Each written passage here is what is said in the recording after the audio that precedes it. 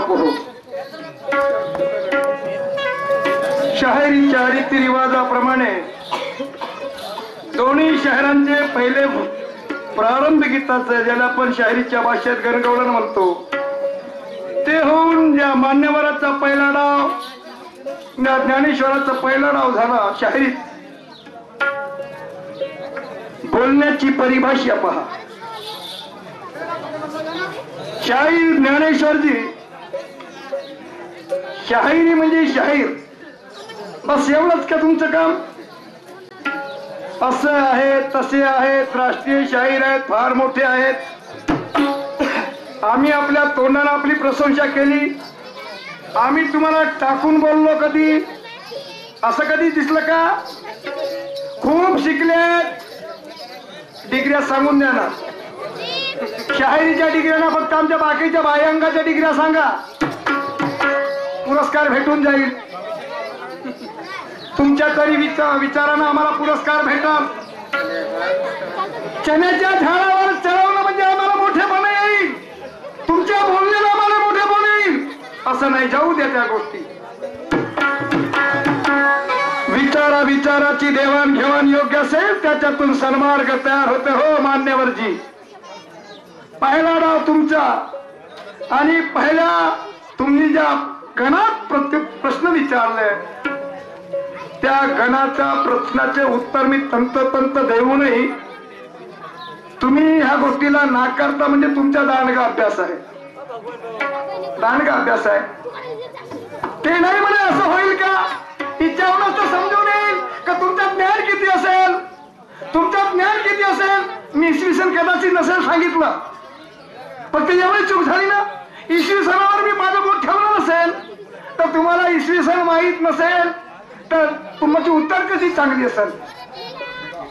तुम्हाला फक्त अभ्यास एकाच गोष्टीचा आहे. ज्ञानेश्वर कोणत्या गोष्टीच्या ते सांगून द्यायला पाहिजे ते लोकांना, म्हणजे माहीत लोकांची कानउघडणी झाली असती आणि माझी पोल खुलून गेली असती. एकाच गोष्टीचा अभ्यास, कोणत्या गोष्टीचा सांगणं बाबा तू? तुला किती गोष्टीचा अभ्यास आहे? 4 वेद 6 शास्त्र 18 पुराण तर तुला अभ्यास आहे फक्त बरं एकाच गोष्टीचा. मी एकाच रस्त्यानं सांगतो, इथून सुरुवात असेल मग बौद्ध करू ना, भडकवण्याचे काम नको करू. एकाच गोष्टीचा अभ्यास तर सांगून दे. आणि तू कोणता अभ्यासू माणूस आहेस? मी तुझ्या प्रश्नाचे उत्तर सांगितलं होतं. माउंट बॅटन जास्तीत जास्त कारकीर्द या माणसाची राहिली होती, आणि दोन नाव सांगितलं होतं ना मी. झेंडा उतरवला. अरे अरे अरे अरे, लाल रिपनचं नावच ऐकायला नाही आला तुम्हाला? लाल रिपनचं नाव नाही ऐकायला आला? माझ्या प्रश्नाचे उत्तर चूक असंच ना? बरं, मी तुम्हाला प्रश्न विचारला होता. दादा बैठ जाऊ नीचे. ऐका माझ्या माय बाप, या तुमच्या साक्षीत एवढ्या लोकांच्या उपस्थितीत मान्यवरांना एक प्रश्न विचारला. अरे, राजाची पूजा त्याच्या राज्यात होत असते. माझे शब्द लिहून ठेव. राजाची पूजा त्याच्या राज्यात होत असते, पण विद्वानाची पूजा ही सर्वत्र केल्या जाते. विद्वानाची पूजा ही सर्वत्र केल्या जाते. या वैचारिक भावनेने, ह्या अनुषंगाने एका राजानं विशाल सवर्णाची सोन्याची मूर्ती तयार केली आणि जिकडे तिकडे पाचारण केलं, बोलावलं. विश्वातील लोक आले होते त्या ठिकाणी.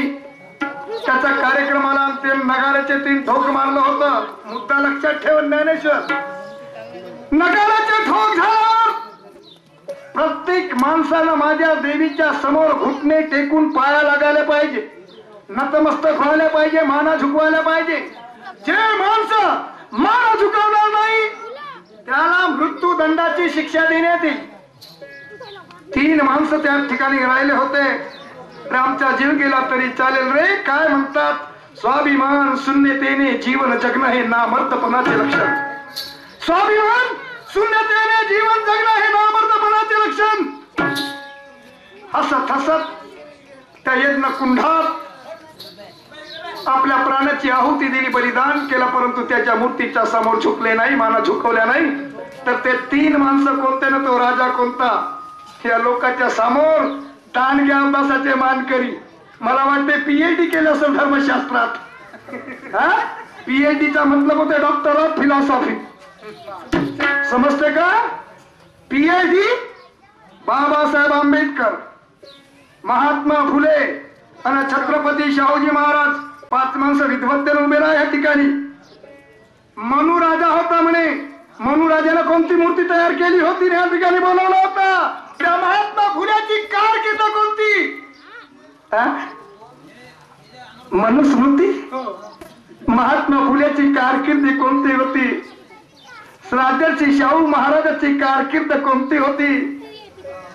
आणि बाबासाहेब आंबेडकरांची कारकीर्द कोणती होती? हे तिघे कार्यक्रमाला गेले होते का? गेले होते का? तुला इसवी सन समजत होता? तुला एका तारीख किती दिवस चालला होता? 50 का 200 वर्ष चालला होता कार्यक्रम. अक्कल आपल्या घुटण्यात गेली नको समजू. आणि आपल्या घुटण्यात गेली असेल तर आपल्या मस्तिकात आणतील. तू मला चुतिया बनवशील? अरे सोड त्या गोष्टी सोड. तुला इसवी सन तर मला विचारणारा माणूस या ठिकाणी काऊन बुचकाय खाते? तो किती लायक असेल धर्मशास्त्राचा? चूतिया बनाने की बात और किसी को बात बताना. ज्ञानेश्वर, राजा नेबुचडनीचे प्रश्न विचारला होता, लिहून ठेवा. या प्रत्येकाने लिहून ठेवा. मी येथे तयार आहे दिवसभर. अगर चूक असेल तर माझ्या कानापर्यंत हात येऊ द्या. महामानव पुस्तकात आहे उत्तर. महामानव दुसऱ्या फेऱ्याला दाखवते होती. महामानव पान नंबर 95. महामानव पुस्तक. अरे एका प्रश्नाचे उत्तर देण्याला आमची शाहिरी कमी होईल असं काही नाही. मी जो प्रश्न विचारला होता तो राजा होता, राजा नेबुचडनेझर. लिहून ठेव. राजा नेबुचडनेझर. आणि ते 3 माणसं होते. 3 माणसं.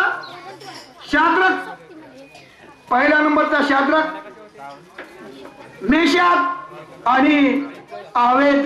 हे 3 माणसं होते की आपल्या आहुती दिली प्राणाची, तर पण माफी मागितलं नाही आणि माना झुकवल्या नाही. पुन्हा प्रश्न विचारते.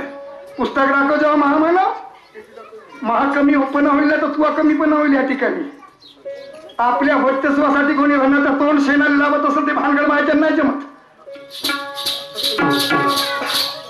इसवी सन एवढ्या गरम गोष्टी सांगण्याचे काल टाईट पाहिजे. एवढ्या माणूस गरम गोष्टी सांगते त्या माणसाचे काल टाईट पाहिजे. नाही तर काय का इसवी सन सांगायला वाऱ्याला फाशी लावत असेल त्या गोष्टीला कोण ऐकते का? कोण ऐकते?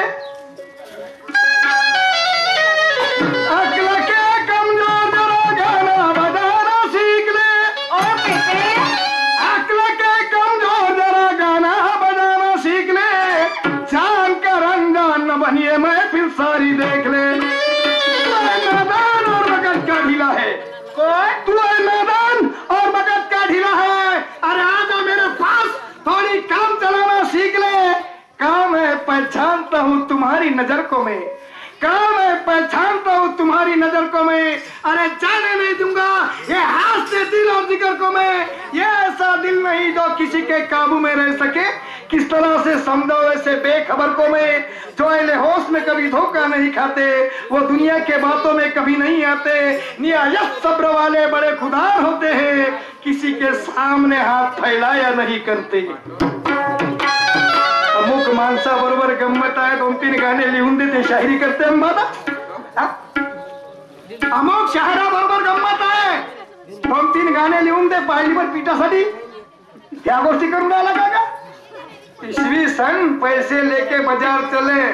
भाव करना नहीं आता. बहुत दिन से करते हो शायरी मगर जवाब के सवाल देना नहीं आता हो. याच्या व्यतिरिक्त दुसरी गंमत असली तर याले ₹8.5 रोजाने नेतो मी. उत्तर सांगा. अरे अरे अरे अरे देख ले आजमा के ये चाहत पूरी कर लूंगा. क्या बात है? आरों को बताने. देख ले आजमा के ये चाहत पूरी कर लूंगा. अधूरी रह गई ये बात पूरी कर लूंगा. कसम खुदा की तेरे तमन्ना के हर वादे. कसम खुदा की तेरे तमन्ना के हर वादे. अरे मिटा दूंगा आज तेरी दिन क्या पूरी रात का दूंगा. क्या बात है? सही बात है. हलवा झलवा शाहिरी. प्रश्न विचारते एक डुकराचा. डुकराने गोष्टी कोणत्या येतील का? डुकराच्या एवढ्या लवकर प्रश्न विचारते तू मनोवृत्ती समजून आली कोणत्या कॅटेगरीचा माणूस असेल म्हणजे all the glitters is not gold. इंग्रजीत म्हणा all the glitters is not gold. चमकते ते काही सोनं नव्हे, काचही चमकते, गोटाही चमकते. माईन्स समजते, माईन्सचे गोटे चमकायला लागले म्हणजे सोनं समजतील का? पकले हो अंबादास, आपली थटिंगी चांगली करून ठेव. आणि मग म्हणजे पहिल्या राऊंडला चुकला होता एकच गोष्ट समजते. मला एक गोष्ट सिद्ध करून दे, नाही तर तू धर्मशास्त्रात पीएचडी केला तर तुम्ही आज पाहतो काय पीएचडी आहेस मग तू. प्रश्न एका पारध्यानं शिकार करायला गेला, धनुष्यबाण मारला, जे शस्त्र असेल त्यानं मारला, तो नेम लागला डुकराला. डुकराच्या त्या पोटात बाण गेला, आग झाली, तो सारावारा पळायला लागला. तो पडता पडता एका ऋषीच्या आश्रमात गेला जीव वाचवण्यासाठी. तर तो डुकर कोणता, त्याने का म्हणलं, तो राजा कोणता आणि तो ऋषी कोणता. तर त्या पारध्याच्या त्या शिकाऱ्याचं नाव होतं निषादराज. तो डुकर, अरे इंद्राच्या सापामुळे ज्या वृष नावाच्या गंधर्वाला श्राप दिलं होतं. धर्मशास्त्र म्हणते मी काही पाहिलं नाही, कोणाच्या माहितीने गेलो नाही तेव्हा. त्या वृष गंधर्वाला त्या इंद्राला श्राप दिला, त्यामुळे पुढच्या जन्मात डुकर होशील. डुकर झाला यायच्या धर्मशास्त्राप्रमाणे, मला काही नाही. डुकर झाला, त्याची शिकाऱ्या निषादराजने केला आणि तो वल्क ऋषीच्या आश्रमात गेला. जेव्हा निषादराज जाते त्या दिवशी देवदत्त म्हणलं होतं, त्या वल्कला देवदत्त म्हणत होते, भगवान बुद्धाच्या काळातला सांगते, हिरं त्या नको सोडू माझ्या डोळ्यात. त्याला नंतर देवदत्त म्हणत होते, देवरूपी माणूस झाला होता. त्याच्या कर्तव्यानं, त्याच्या करणीनं तो वल्क ऋषी होता. त्याचं नाव पडलं होतं देवदत्त, हे समजून द्या. म्हणून याच्या नंतर समजते तर तुला धर्मशास्त्राचाही अभ्यास नाही, तुला 2-4 रंगाचे फक्त परापद्धतीनं मध्यमा वैखरी याच्याशिवाय काही येत नाही. तुझ्या शाहिरीत फक्त एवढा आहे, नाही तर तुला काही अभ्यास नाही, हे मी या ठिकाणी समजू शकतो. तर तो ऋषी का म्हणत होता, म्हणजे ऋषी खोटं बोलू शकत नव्हता ना. वो आया था तो मैं नहीं था, वो आया था मैं नहीं था, और मैं आया था तो वो नहीं था. मी काही सांगू शकत नाही कुठे गेला काय गेला, माझ्या पलीकडच्या गोष्टीत. ऐका मी काय म्हणतो ते.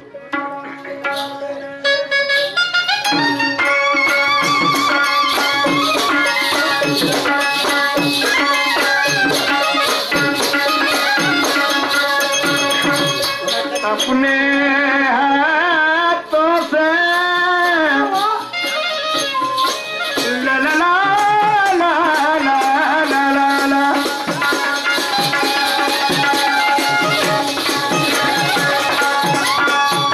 अपने हाथों में अपना चेहरा नजर नहीं आता. येईल का जी हातावर चेहरा, पाण्यात आरशात पाय, हातावर नाही दिसत. अपने हाथों में अपना चेहरा नजर नहीं आता, जुल्म करना आदत तुम्हारी, जुल्म सहना नहीं आता. ये महाराष्ट्र के कोने में मशहूर नाम है तुम्हारा. सवाल देना आता मगर जवाब देना नहीं आता. पूरी जिंदगी बिताओगे फिर भी.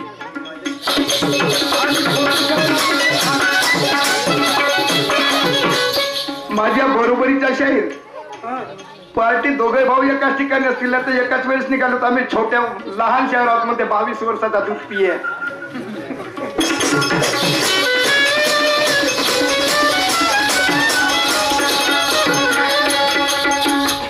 हे भीम राया तुझी महिमा अपार गाजया भुवरी. हे भीम राया तुझी महिमा अपार गाजया भुवरी.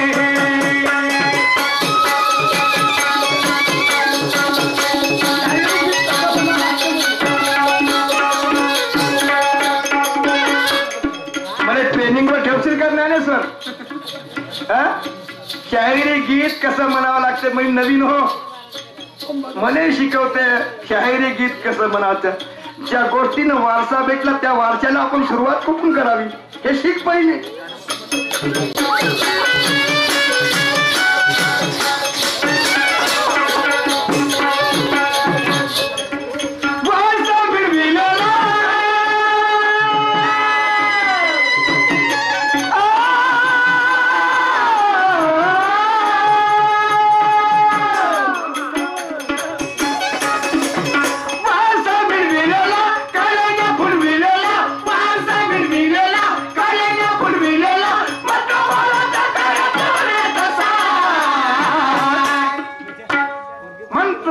हाचा खऱ्या जीवनाचा साथ. म्हणून मला म्हणावं लागलं चालून येड्या येड्या. कोणाला म्हणता? तो मला शिकवणारा मास्तर आहे ते. मास्तर काय चाव शाळेचे तो बकरत असायचा मास्टर. येड्या बघता तू पहिले करून विचार पागल झाला कसा. येड्या बघता तू पहिले करून विचार पागल झाला कसा.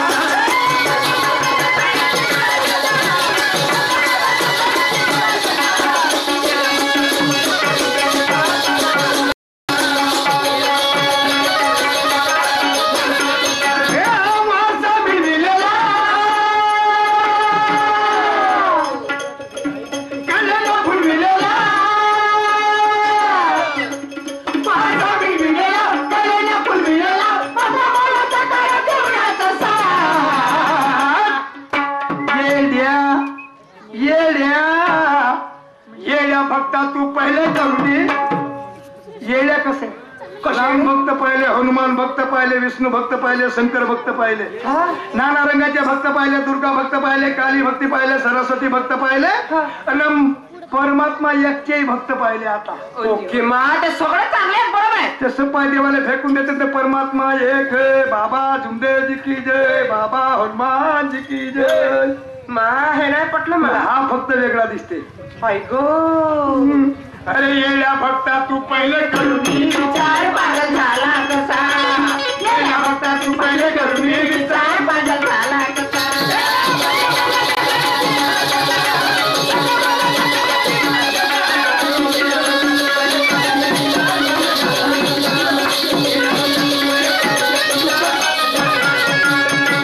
मी तुला उत्तर दिलं माझ्या पुढा. तू सांगितलं होता महापुरुषाचे महात्मा फुले केव्हा झाले. बाबासाहेबांशी महात्मा फुलेशी भेट केव्हा झाली होती. ते त्या कार्यक्रमात गेले होते. तू सांगतो आता कि बाबासाहेब किती वर्षाचे होते, महात्मा फुले किती वर्षाचे होते ना. राजर्षी छत्रपती शाहू 1809 मध्ये मृत्यू झाला म्हणते कोणाचा तरी. महात्मा फुलेचा 1872-73चा काळ माहिती आहे तुला. सत्य शोधक समाजाची चळवळ केव्हा उभी केली होती महात्मा फुलेनं आणि 1809 मरण पावलं. कोणाने शिकवतं का हे तुला इसवी सन नाही माहित. महात्मा फुलेनं शाळा केव्हा उघडल्या, सत्यशोधक समाजाची स्थापना केव्हा केली होती, आर्य समाजात कोण होते तेही तुला माहित नाही. राजर्षी छत्रपती शाहू महाराज 1902 साली त्या धर्मात प्रभावित झाले आर्य समाजाच्या. 1910-1911 त्याला सत्यशोधक समाज दिसला. तो चळवळ कोणाला सांगून राहिला तिकडे सांग. हिरोत्या झोकणं हिरोत्या कधी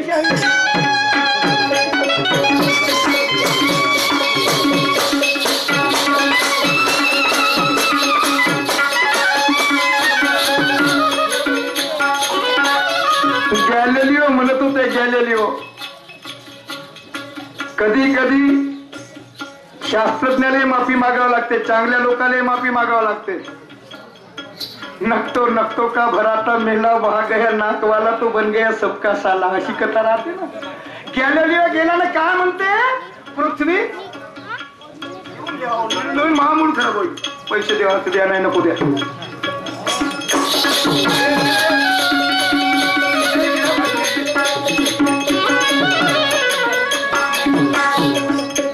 पृथ्वी सूर्याभोवती फिरते.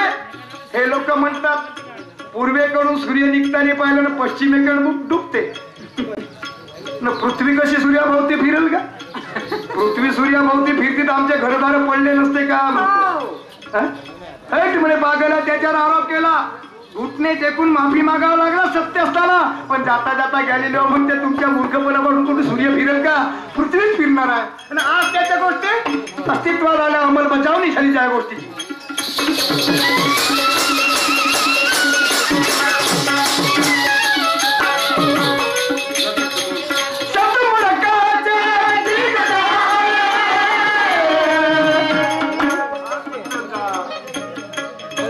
सत्मूर्खाचे दीन दहाळे गाऊन बसले पोवाडे.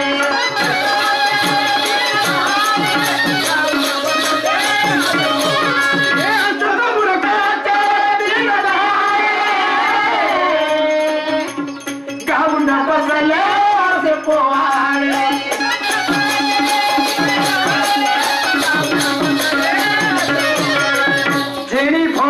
शास्त्रज्ञ होऊन गेले.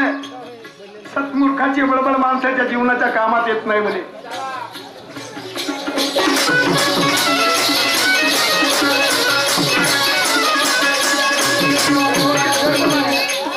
गर्भवासीला येती डोहाळे पांजोटी ते करुणी टाळे.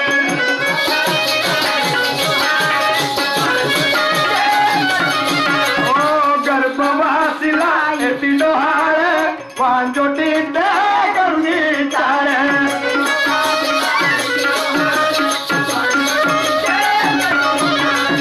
भूताला भरविलेला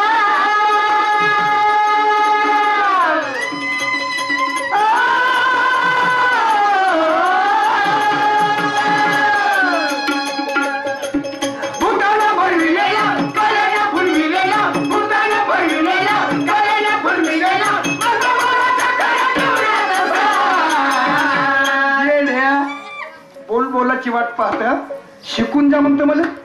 जसं काय शायरीचा मास्टर लागला. येण्या भक्ता तू पहिले करून विचार पागल झाला कसा. येण्या भक्ता तू पहिले करून विचार पागल झाला कसा.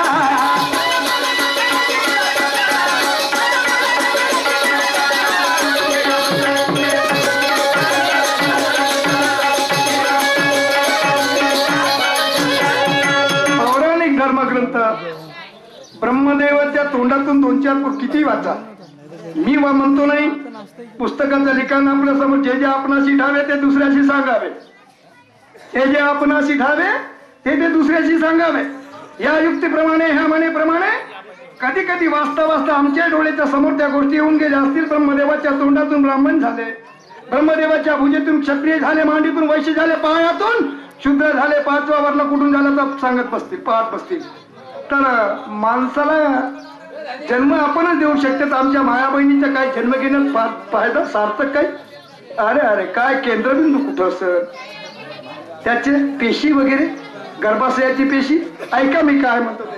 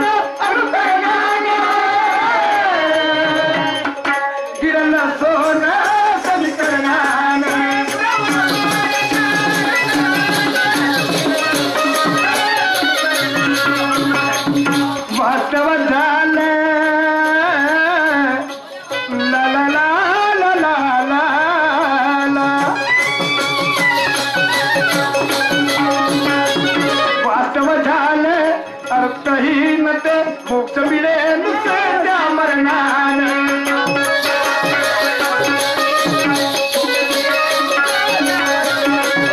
वाटक झाले अर्थहीन ते मोक्ष मिळेल त्या मरणाने.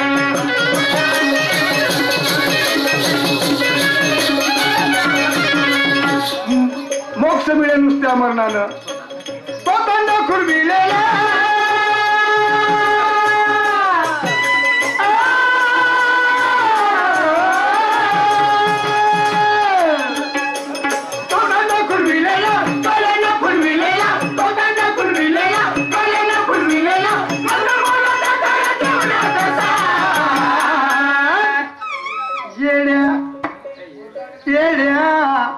येण्या भक्ता तू पहिले करून विचार पागल झाला कसा. येण्या भक्ता तू पहिले करून विचार पागल झाला कसा.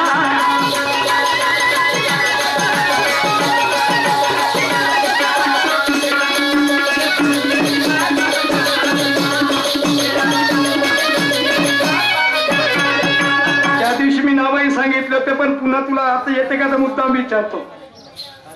तू या पाठोपाठ कर ना. तू जशी शायरी करशील तसंच मी करीन ना. प्रश्नच नाही ना. तर कबीर महाराज म्हणतात आई रे ज्ञान की आंधी आई. तर ज्ञानी किती प्रकारचे होते. नाव सांगितलं होते. ज्ञानी किती प्रकारचे होते.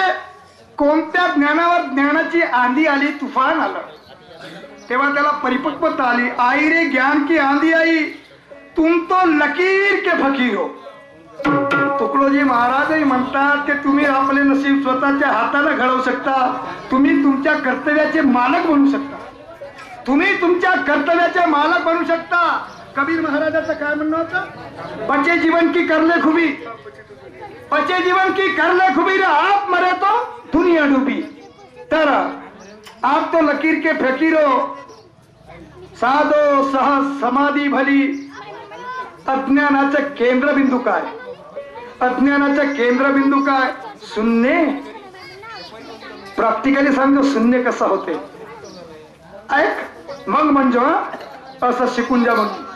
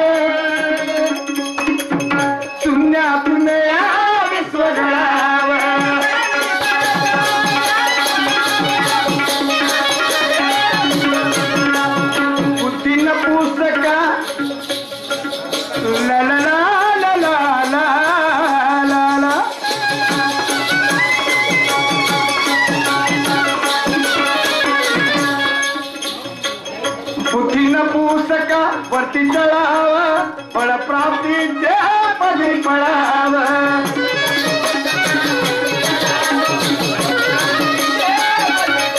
हो बुद्धीनं पुस्तका वरती चढावा, फळ प्राप्ती मध्ये पडाव.